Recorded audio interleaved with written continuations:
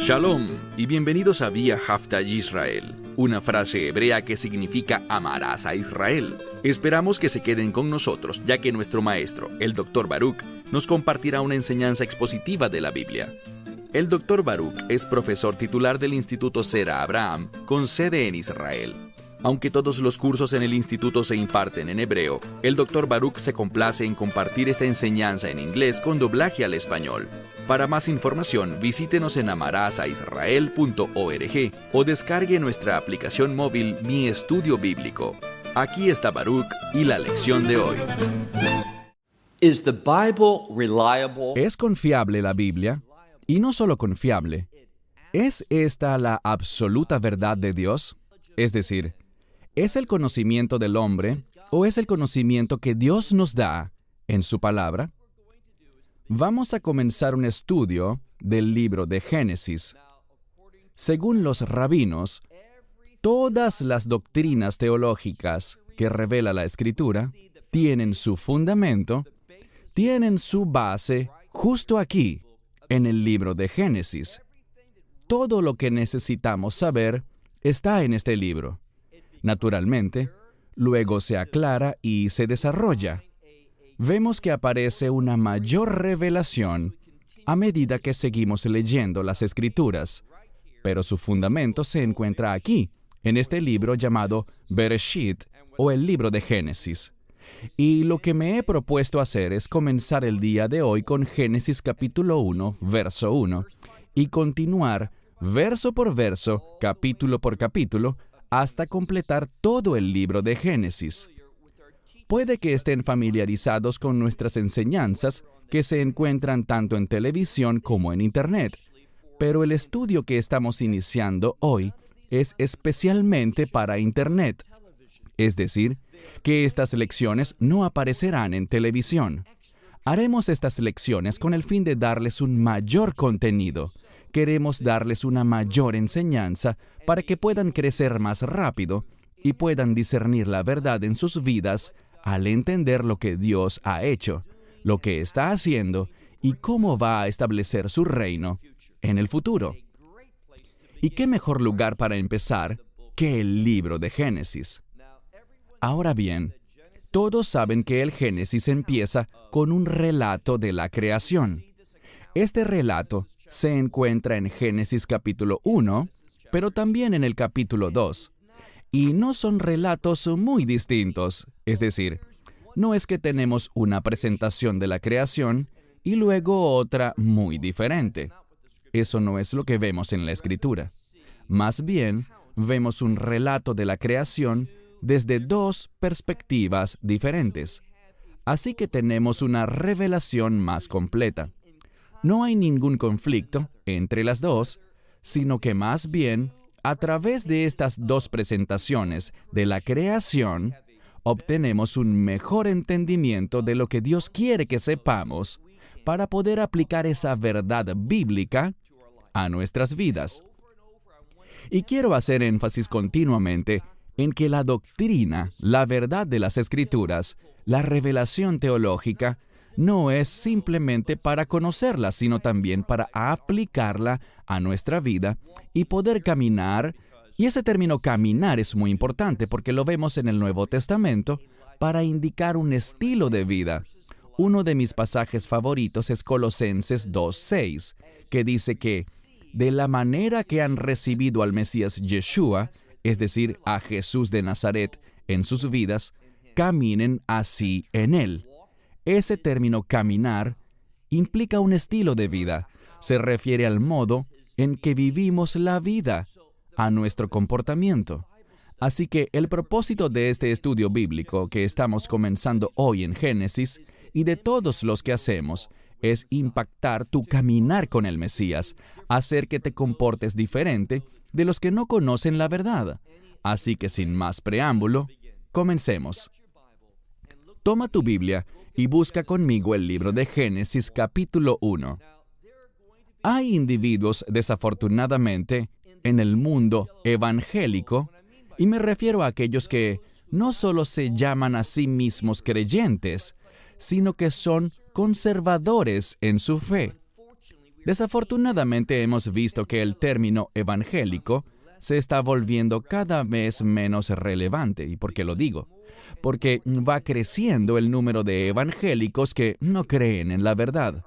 Están aceptando explicaciones científicas e intentando racionalizar esas explicaciones dentro de la Escritura, intentando reconciliar lo que dice el hombre con lo que dice Dios, y eso es vergonzoso. Lo he dicho antes y quiero decirlo de nuevo. Necesitamos aceptar la Escritura como la revelación perfecta e inequívoca de Dios para nosotros, para que podamos tomarla sabiendo que es veraz y que será una fuente de bendición en y a través de nuestras vidas. ¿Qué quiero decir?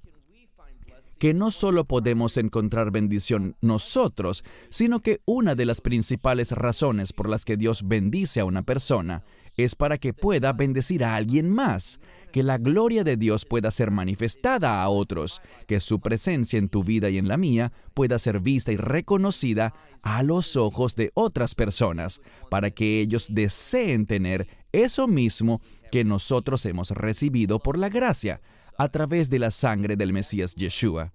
Y esa sangre produce un gran cambio, un cambio eterno. Vamos a ver el verso 1. Estaremos traduciendo desde el hebreo de una forma muy literal. Dice aquí en el verso 1. En el principio, Dios creó los cielos y la tierra. Casi todo el mundo puede citar de memoria ese verso. En el principio, Dios creó los cielos y la tierra. Fin del verso 1. Aquí está el problema. Y como dije, se está volviendo más y más común que supuestos creyentes anden diciendo cosas como esta. Bueno, después del verso 1 y antes del verso 2, transcurrieron miles de millones de años. Esa afirmación es falsa. Una de las preguntas que más me hacen es esta. ¿Debo creer en una tierra antigua que tiene 13,000 millones de años o algo así? Otros dicen que toda la creación tiene 13,000 millones de años, pero que la tierra es más reciente. No entraré en todos los detalles, simplemente les digo esto. Yo creo que la creación de Dios, de todas las cosas, es muy reciente, de alrededor de unos 6,000 años o quizás un poco más. Así que tendrá unos 6,000 años y algo más. Eso es lo que yo creo con base en la revelación de la palabra de Dios. Y yo no creo en la teoría de la brecha. ¿Qué es eso? Que después del verso 1, pero antes del verso 2, hubo una brecha de miles de millones de años que pasaron desde la creación inicial de Dios y que luego empezó a trabajar en la tierra e hizo al hombre y preparó la tierra tal como la conocemos. Yo rechazo eso totalmente. Hay otra cosa de la que hablaremos cuando lleguemos al capítulo 2, y se trata de que, muy a menudo, lo que lees en español ha sido alterado. Se han dejado palabras por fuera. Se han traducido mal algunas palabras cuando es tan claro y obvio cuál era su significado original, y les daré ejemplos a medida que avancemos en el libro de Génesis. Bien, volvamos al verso 1. En el principio, hemos traducido Dios creó. Pero sepan algo, y en un momento verán por qué esto es importante. En el lenguaje bíblico, y me refiero al hebreo, el idioma principal del Antiguo Testamento, aunque también hay unos pocos capítulos en arameo, pero en el lenguaje bíblico vemos algo que es normativo, es decir, que la gran mayoría de las veces se presenta esta situación. Solemos tener un verbo seguido de un sustantivo. Así que en lugar de decir, en el principio Dios creó, en hebreo está Bereshit bara Elohim. En el principio creó Dios, y esto significa lo mismo. Es solo que en hebreo se da mucha preferencia o hay gran tendencia a poner el verbo primero y luego el sujeto de ese verbo inmediatamente después. Y esa es la norma. Y eso es lo que tenemos en el verso 1. Así que nuevamente, en el principio, Dios creó los cielos y la tierra. Noten esta última palabra del verso 1. Es la palabra haaretz, la tierra. Luego, en el verso 2, el autor, Moshe Rabenu, Moisés, quien fue inspirado por Dios para escribir esto exactamente del modo en que lo hizo, con ese orden de palabras, con esa redacción de las palabras, con la estructura gramatical que usó, todo eso fue total y completamente inspirado por Dios. Y lo que debemos entender es que en el verso 2 hay un mensaje para el lector. ¿Cuál es la primera palabra del verso 2? La respuesta es y. Así que el verso 2 empieza por una conjunción. ¿Para qué se usan las conjunciones? Para unir una idea con otra.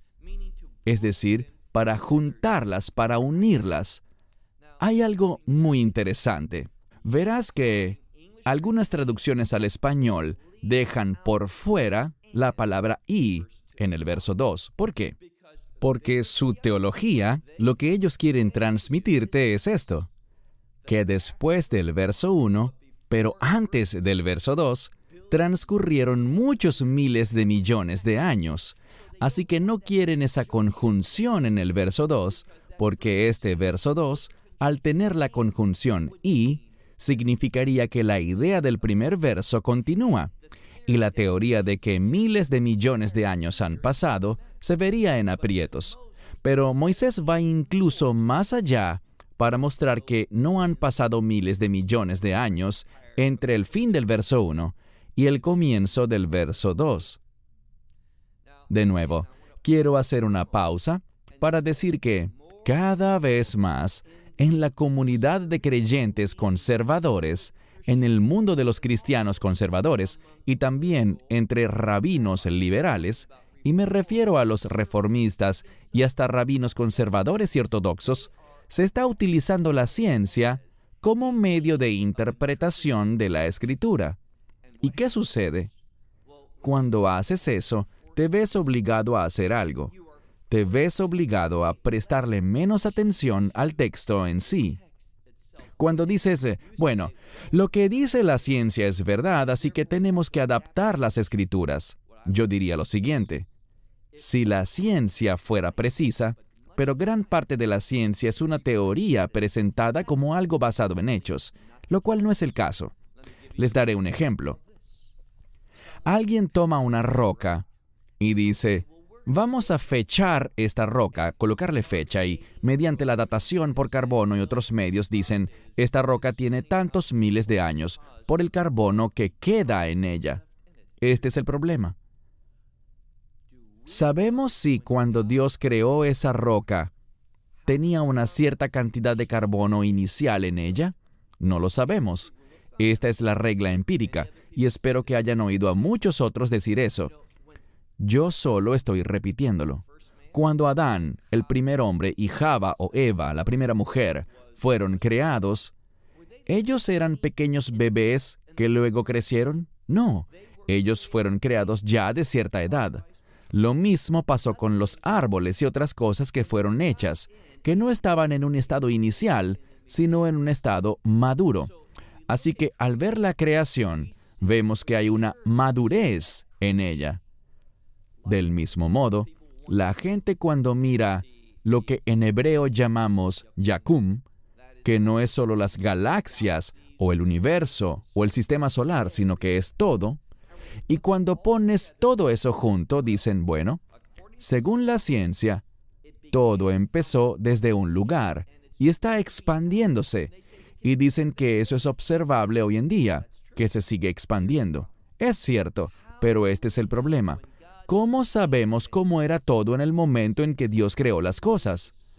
Aquí dice que Él creó el sol, la luna y las estrellas. No fue que Él empezó algo y luego de eso, miles de millones de años después, aparecieron las estrellas, apareció la luna. No, Él puso las cosas todas juntas. Inicialmente ya estaban. Y eso ha crecido, ha madurado, se ha expandido, y eso es cierto. Pero no debemos ver a este Yakum, a este universo, y todo lo que está dentro de él, las galaxias, los sistemas solares y todo eso. No debemos ver eso y pensar que todo empezó desde cero. Dios podía haber hablado, y eso fue lo que hizo, por cierto. Sus palabras produjeron la manifestación de las cosas, y Él pudo haber creado las cosas ya con cierto grado de madurez. Es decir, que lo que tomaría miles de millones de años en formarse, si hubiera empezado desde un punto y de allí se hubiera expandido, Dios pudo haberlo hecho ya maduro, estando ya en cierto nivel de expansión. Y sigue expandiéndose, pero en ninguna parte se nos manda a creer que empezó en un punto y luego lentamente se expandió. Pudo haber empezado ya de tal tamaño y luego seguirse expandiendo. Debemos contemplar todas las posibilidades. No es que la ciencia sea mala, pero tenemos que manejarnos con hechos y no con teorías. Y suele pasar que los científicos presentan algo que es teórico, algo que no puede ser totalmente respaldado por la historia o por evidencias científicas, como si fuera algo que es verdadero, cuando no lo es. De nuevo, quiero decir que yo creo que la palabra de Dios en su escritura original, es decir, eso que Moisés escribió, es la verdad. Ahora, me desviaré un poco del tema. Hay un conferencista muy popular, no voy a llamarlo maestro bíblico porque realmente no lo es. No creo que él se consideraría como un maestro bíblico. Él es una especie de consejero que utiliza la Biblia de cierta manera. Él es un conferencista motivacional que usa la Escritura de vez en cuando, pero él no cree que la Escritura es defendible. Es decir, que cuando él habló de la creación, se basó mucho más en la ciencia. De hecho, él dijo, ¿saben qué es lo importante? Tenemos un testimonio respecto a la muerte, sepultura y resurrección del Mesías, y ese testimonio cambió el mundo. Y debido a eso, sabemos que es verdad. Estamos basando nuestra fe en un testimonio que cambió el mundo, no necesariamente en todo lo que dice este libro, pensando que es correcto, preciso o veraz. Qué triste es la mentalidad de este hombre. Él no cree en la autoridad absoluta, en la verdad absoluta de la Escritura. Él lo que quiere decir es esto. Escuchen, si nos remontamos a la época anterior a la Biblia, que contiene el Antiguo y el Nuevo Testamento, dense cuenta de que el Evangelio impactó y cambió al Imperio Romano, por ejemplo. Y esa es prueba suficiente, según él, los resultados son prueba de que es verdad. Pero ahí hay algo muy peligroso, y es lo siguiente. ¿Qué hay del Islam, por ejemplo? El Islam está cambiando gran parte del mundo. Cada vez más naciones se suman al Islam. Cada vez tienen más gente. Están cambiando las cosas. Nosotros diremos entonces que por ese cambio, ese crecimiento, a que esas naciones se convirtieron en islámicas, ¿eso debe ser verdad? Espero que no digas eso. Lo que debemos ver es que la confesión de la Escritura es un hecho. Lo que dice la Escritura es verdad. No importa el efecto que ésta pueda o no tener en la vida de una persona. Eso no cambia que sea la verdad. Si alguien dice, ¿sabes qué? Leí esto y creo que está bien, pero esto no cambia a quién yo soy. ¿Eso significa que hay un problema con esto? No. Así que debemos estar claros respecto a cómo llegamos a nuestra doctrina teológica. Y la base de toda doctrina verdadera es la Escritura. Bien, quedamos en el verso 2. Mencioné que la primera palabra del verso 2 es la palabra hebrea ve, que significa y. Es una conjunción.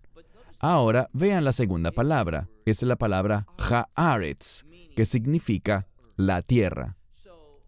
Lo que vemos es que al final del verso 1 está la tierra, y al comienzo del verso 2 y la tierra. Esa es una manera muy contundente de decirnos que no hay ninguna brecha, que hay una idea que continúa. Y aquí hay otro problema. Todos los eruditos y estudiantes de seminarios en todos los ámbitos conocen esto. Cuando vemos el texto hebreo de los manuscritos que hemos hallado, no hay signos de puntuación. No está separado en capítulos ni versículos. Es una sola hilera continua. De hecho, en algunos manuscritos ni siquiera hay espacios entre palabras. Entonces, ¿qué tenemos aquí? Todo el razonamiento que usan para decir que después del verso 1, pero antes del verso 2, hay miles de millones de años, no se puede ver cuando miramos el texto. Hay una continuación basada en dos hechos. Primero, en la conjunción, y segundo, porque aparece el mismo sujeto. El primer verso terminó hablando de la tierra en forma de objeto directo. Dios creó los cielos y la tierra. Y ahora Él está hablando de la tierra y lo articula con una conjunción para indicar que hay una continuación en la idea. Ese solo hecho nos muestra que los que tienen la teoría de que pasaron miles de millones de años entre el fin del versículo 1 y el comienzo del versículo 2, tienen un serio problema. Estuve escuchando a alguien que es un respetado maestro bíblico. Es considerado como un intérprete muy capaz y que va a lo profundo del texto de la Escritura. Y yo simplemente no concuerdo con esa caracterización que hacen de este hombre. Porque él dijo lo siguiente: bueno, si la Tierra tiene miles de millones de años, o los que diga la ciencia que tiene, ¿en serio? ¿Tenemos que hacerle caso a lo que sea que diga la ciencia? La ciencia está cambiando constantemente. ¿Queremos limitarnos a pensar que lo que sea que diga la ciencia es verdad? Eso es muy peligroso. Veamos lo que dice el verso 2. Aquí hay algo muy interesante. Dice, y la tierra estaba... La mayoría de las Biblias dice vacía o sin forma. Es la frase tohu vaibohu, que significa sin orden. No tengo problemas con la traducción vacía, sin forma, todo eso está bien. Pero en esencia, vemos que inicialmente a la creación de Dios le faltaba orden, su orden. Él la creó, pero en ese momento no reflejaba su voluntad. Él no había terminado con ella. Para mí resulta muy problemático creer que Dios creó algo que estaba sin orden y lo dejó ahí por miles de millones de años y no hizo nada. Una de las cosas que aprendemos después en la Escritura es que uno de los propósitos de la creación es reflejar la gloria de Dios. Entonces, ¿para qué Dios iba a hacer toda la creación y dejarla vacía, sin forma, sin orden, si ésta no reflejaba su gloria en ese estado, si no la manifestaba, si no era una alabanza para Él? Eso es muy problemático. Lo que vemos aquí es que inmediatamente Dios continuó su obra de creación. Él no esperó miles de millones de años. Sigamos leyendo el verso 2. Y la tierra estaba tohu veibohu. En esta primera parte del versículo 2 podemos ver algo. En el capítulo 1 hay 31 versículos, de los cuales 28 comienzan con el verbo seguido del sustantivo. Como dije, esa es la norma. De ese modo es que la mayoría de las veces se presenta la gramática bíblica. Y siempre que hay una violación de esa norma, no es un error, no es por equivocación, sino que es porque hay algo inusual. Y cuando ocurre algo inusual en la Escritura, ¿qué propósito tiene eso? ¿Por qué hay algo inusual que viola la normativa o el uso normal de la gramática? El propósito es llamar nuestra atención. Tiene la finalidad de hacer énfasis en ese texto, hacer que se destaque, de decirnos que esto es importante. ¿Qué hizo Dios aquí? Él inspiró a Moisés a que escribiera el verso 2 de manera distinta. de una manera que violaba la norma. Esta es una de las 3 instancias del capítulo 1 en las que no está el verbo primero y luego el sustantivo. Aquí está el sustantivo primero, seguido del verbo. Bien, ¿qué tenemos aquí? Dice, Veja Aretz, Haitá, Tohu Vabohu, y la tierra estaba sin orden, o vacía y sin forma. Pero hay algo más. Además de eso, vemos otro cambio. Si vemos, por ejemplo, el verso 3, dice, Vayomer. Eso significa, y él dijo, pero realmente está en futuro. Dije, y él dijo, y eso está en pasado. Esa misma letra, la letra Vav en hebreo, cuando se aplica a un verbo, suele cambiar a ese verbo del pasado al futuro, o del futuro al pasado. Y si revisas, verás una y otra vez, tanto en este capítulo como en muchos otros de la Biblia hebrea, que nos gusta adjuntar la conjunción ve, es decir, la palabra en español y, que en hebreo se pone con la letra vav, principalmente junto al verbo, pero aquí en el verso 2 no está así. A propósito, cambiamos el orden, violamos la norma y pusimos el sujeto primero, seguido del verbo, y adjuntamos la letra vav al sustantivo, en vez de al verbo como se usa normalmente. ¿Por qué? Todo esto llama la atención, le pone aún más énfasis a esa conjunción, para que sea una conjunción y no se tome como otra cosa, que no se tome como una vav consecutiva, que significa una vav cuyo propósito es cambiar el tiempo del verbo en hebreo. Eso es muy significativo. En otras palabras, vemos que en Génesis capítulo 1, verso 2, se usaron recursos y estructuras gramaticales inusuales con el propósito de enfatizarle al lector que hay una idea continua. Él terminó hablando de la tierra y siguió, en el verso 2, hablando de la tierra.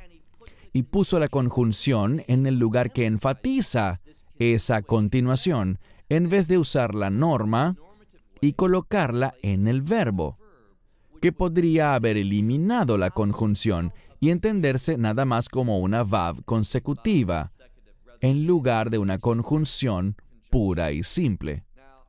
Esto quizás no sea muy emocionante para ti. Para algunos de ustedes, la gramática puede ser algo nuevo o simplemente complicado, pero créanme, es aquí donde se hallan las perlas de sabiduría y verdad en la Escritura. Y por eso es importante que cuando las personas enseñen la palabra de Dios, vean que es una escritura, que su significado se transmite gramaticalmente, y si no tenemos cuidado con estas estructuras gramaticales, vamos a perdernos de la revelación de Dios. Bien, continuemos. Y la tierra estaba tohu vabohu, vacía, sin forma, o simplemente carecía del orden de Dios. Cuando algo no tiene el orden de Dios, cuando no se relaciona con su propósito, ¿qué leemos después? Ve koshech, que significa oscuridad.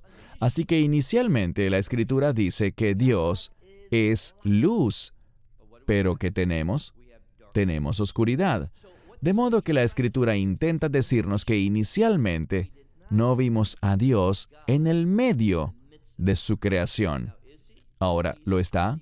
Bueno, Él es omnipresente, Él está en todas partes. Pero la Escritura nos está intentando decir que en esa forma de creación, una que estaba vacía y sin forma, sin orden, no vemos la presencia de Dios. Y cuando la presencia de Dios no está en nuestra vida, cuando no caminamos en la luz, cuando estamos en la oscuridad, no reflejaremos su voluntad ni cumpliremos su propósito. No estaremos en su programa. Esa es una de las aplicaciones que esto tiene para nosotros, los que estamos leyendo. Bien, mitad del verso 2 dice, y la oscuridad estaba sobre la faz de Tahom, es decir, del abismo. Así que al mirar, vemos hacia abajo primero. Vemos que hay una conexión entre la oscuridad y el descenso.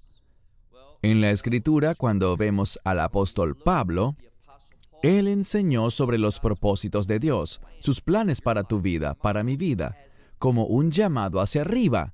Pero si estamos a oscuras, estaremos mirando hacia abajo, no miraremos hacia arriba, hacia el cielo, que se relaciona con Dios. No estaremos viéndolo a Él, por tanto no viviremos de una manera bendecida, es decir, cumpliendo los propósitos de Dios. Sigamos leyendo. Y la oscuridad estaba sobre la faz de lo profundo del abismo. Pero, dice aquí, y el Espíritu de Dios. Ahora, les daré una interpretación. Hasta este momento no les había dado interpretaciones, solo la interpretación sencilla de la Escritura, en base a sus mismas palabras, al orden y a la estructura de las palabras. Pero quiero que sepan que en el judaísmo rabínico le dan mucha importancia a esta frase, Ruach Elohim, el Espíritu de Dios. Y ellos dicen que existe una conexión entre el Espíritu de Dios y el Mesías. Sabemos por el libro de Colosenses, cuando lo analizamos bien, que no fue Dios Padre quien creó los cielos y la tierra, sino Dios el Hijo. Eso es lo que revela Pablo en Colosenses. No solo fue el Creador, sino también es quien sostiene todas las cosas. Y esa es una verdad importante que dejaremos para otra lección. Bien, el Espíritu de Dios, Merajefet. La mejor forma de traducirlo es como estaba moviéndose sobre eso. Él no estaba en el abismo, sino por encima del abismo. Del mismo modo, podríamos decir que hay una separación entre la oscuridad y el Espíritu de Dios por este término Merajefet, moverse sobre algo. En otras palabras, estaba moviéndose sobre la faz de las aguas. Otro punto importante que debemos ver es que se hace mención del agua en este texto. Y el agua es sinónimo de bendición y también es sinónimo de vida. Y lo que deberíamos traducir o deducir de aquí es que hay una conexión entre el Espíritu de Dios y el agua. Esto nos enseña que hay una conexión entre el Espíritu de Dios y la vida. Y me refiero a la vida que Dios quiere que tú y yo tengamos, la cual vino a darnos el Mesías, la cual es vida en abundancia.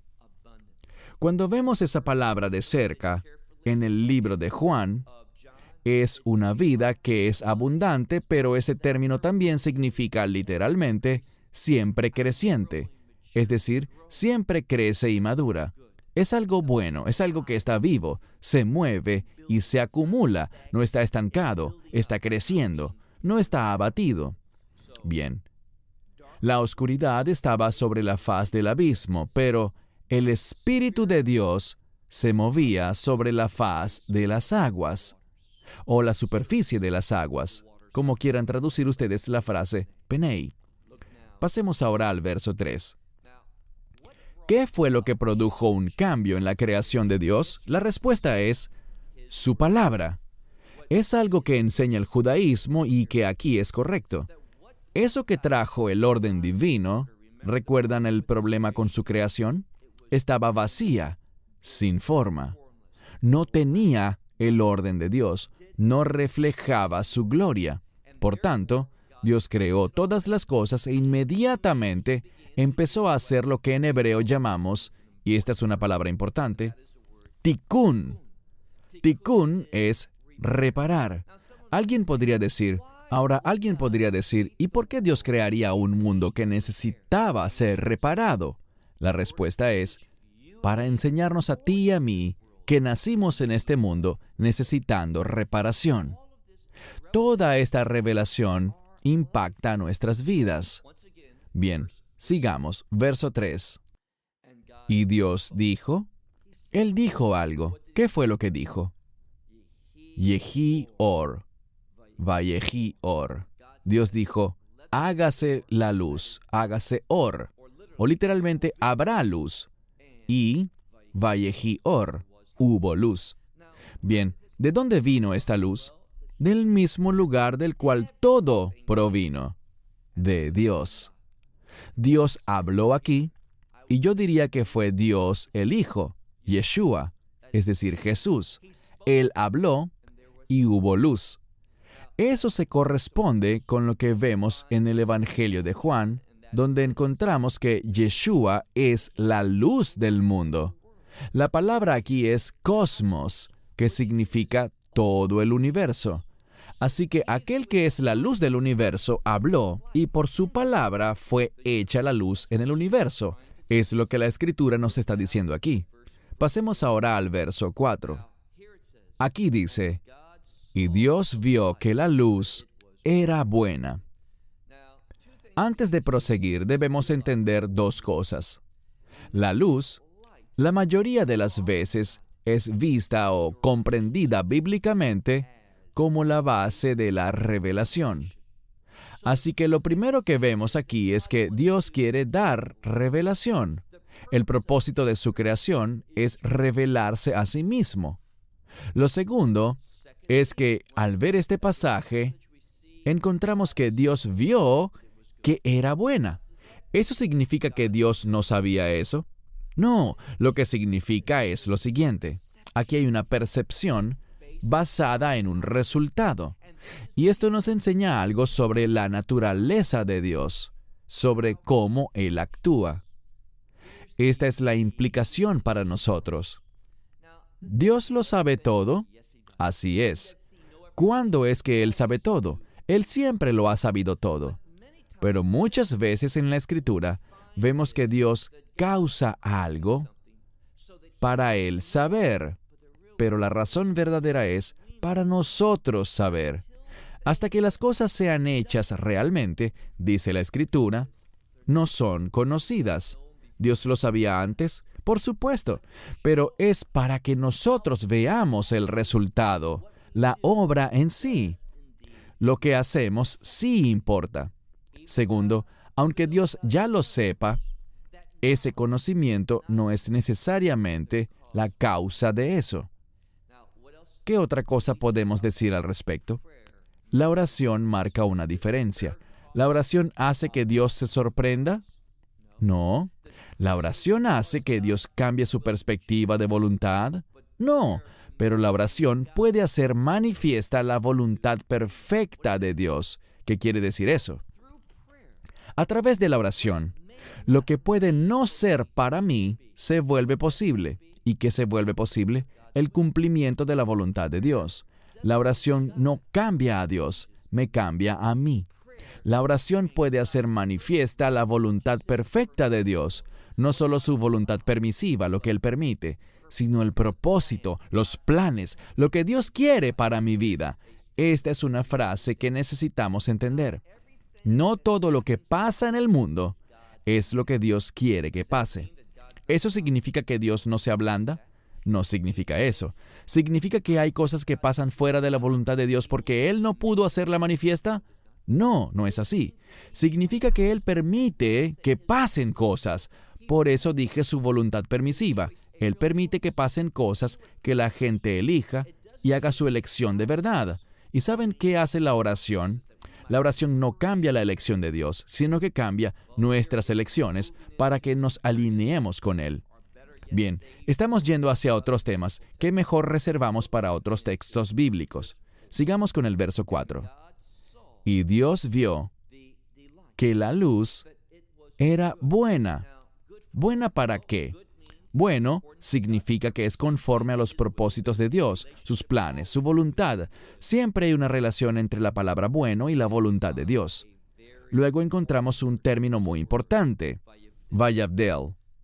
A veces aparece en una forma distinta, la palabra lehavdel, hacer una distinción. Esta palabra es muy, pero muy importante. ¿Por qué?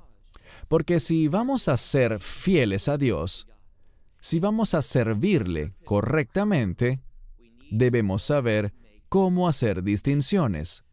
Tendremos que saber cómo distinguir, cómo hacer una distinción entre lo que es su voluntad y lo que no es su voluntad. Y eso es lo que este pasaje intenta transmitirnos cuando dice, Dios vio que era buena. Nosotros debemos ser capaces de discernir lo que es bueno. Somos llamados a ser como Él. Así que todo esto fue escrito para que entendamos el carácter de Dios y cómo debe ser nuestro carácter si queremos reflejar su gloria. Su carácter debe ser nuestro carácter. Dios vio entonces que la luz era buena y Dios hizo una distinción entre la luz y la oscuridad. Esto es importante porque vamos a ver que la luz y la oscuridad serán puestas en términos de lo bueno y lo malo, donde la luz es lo bueno y la oscuridad es lo malo. Cuando hacemos una distinción entre la luz y la oscuridad, podemos discernir entre lo bueno y lo malo, lo que está alineado a la voluntad de Dios y lo que está fuera de la voluntad de Dios. Para que nosotros seamos fieles a Él, debemos ser capaces de hacer esa distinción.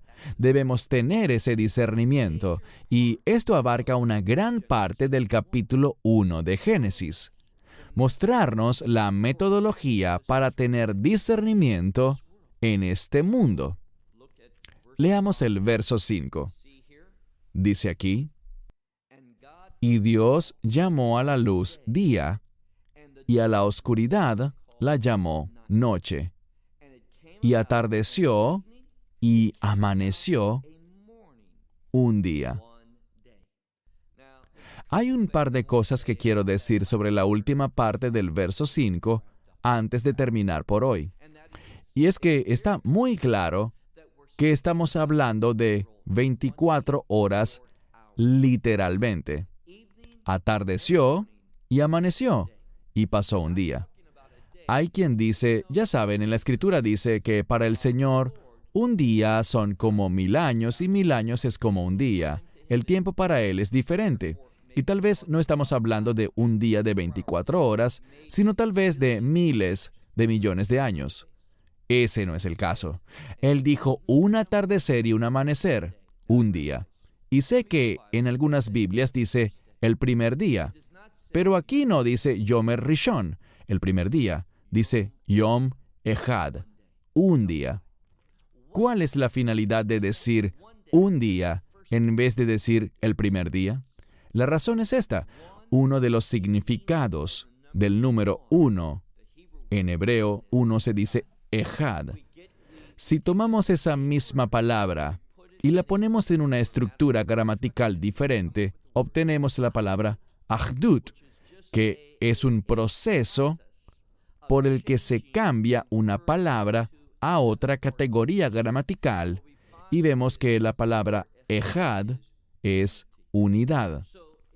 La palabra unidad en hebreo viene de la misma raíz de la palabra uno, del número 1. ¿Qué deberíamos inferir? No solo que este es el primer día, que sí lo es, pero esto nos dice que un día nos está definiendo lo que es un día, un atardecer y un amanecer. En otras palabras, Dios no pudo haberlo dicho de manera más clara. Segundo, ¿cuál es el propósito de esta revelación? Traer unidad entre toda su creación. Y como veremos cuando lleguemos al sexto día, entre la humanidad y Dios. Solo cuando encontramos su voluntad, es decir, cuando vivimos en la luz, somos capaces de hacer una distinción entre la luz y la oscuridad. Como dice, ven hacia la luz, camina en la luz. Todo esto tiene un propósito principal, enseñarnos cómo caminar con Dios. ¿Y qué quiere hacer la gente? Ellos quieren acudir a la ciencia, mejor dicho, a las teorías de la ciencia, ni siquiera a las conclusiones apropiadas de la ciencia. Y veremos que lo que dice la ciencia es falso con respecto a gran parte de lo que alegan sobre la evolución. Y voy a demostrarles eso sin lugar a dudas al llegar a los días que vienen. No queremos creer en las teorías del hombre. Yo no quiero basar mi identidad, mi eternidad, en la ciencia. Porque lo que era el pináculo de la ciencia 200 años atrás, hoy en día se considera falso. yo quiero basar mi futuro, lo que seré por toda la eternidad, quiero basar mi salvación en la verdad de Dios, permitir que su revelación sea el fundamento de mi vida y de tu vida. ¿Y sabes qué? Cuando caminas en la luz, no tendrás lamentaciones. ¿Sabes qué tendrás? Tendrás una vida llena de alabanzas a Él. Y ese es el propósito de estos estudios bíblicos, enseñarnos cómo caminar y cómo vivir de una manera digna de alabanza, es decir, que lo que hacemos lo alabe a Él. Y entre más entendamos sobre la creación, entre más entendamos el libro de Génesis, vamos a ser más capaces de darle gloria, empoderados por su gracia, guiados por su Espíritu y caminando en su verdad. Bien, se nos acabó el tiempo. Hasta nuestra próxima lección de estudios bíblicos de amarasaisrael.org. Espero que les cuentes a otros sobre este estudio. Trataremos de publicar una nueva lección cada semana. Y repito, este no es un programa para la televisión. Este es un contenido adicional que estamos proporcionando, en el que estamos invirtiendo nuestros recursos para darles a ustedes más enseñanzas basadas en una confesión correcta de la palabra de Dios, que es su verdad, es perfecta, y para los que se sujetan a ella, la perfección de Dios será vista incluso en sus seres humanos imperfectos. Pues, ¿qué cosa le gusta a Dios? A Él le gusta transformarnos en sus siervos fieles y obedientes. Bien, hasta la próxima semana. Que Dios les bendiga ricamente. May God richly bless you. Esperamos que te hayas edificado con el mensaje de hoy y lo compartas con otros. Te invitamos a seguir nuestros estudios cada semana por este canal y por el portal de YouTube de Amarás a Israel. También puedes descargar nuestra aplicación móvil gratuita, Mi Estudio Bíblico. Finalmente, para obtener más información sobre nosotros, visita nuestra web amarasaisrael.org, donde encontrarás otras conferencias de Baruch en audio, video y texto. Hasta el próximo programa. Que el Señor te bendiga en Yeshua HaMashiach, Jesús el Mesías, mientras caminas con Él. Shalom desde Israel. Desde Israel. Desde Israel. Desde Israel. Desde Israel. Desde Israel.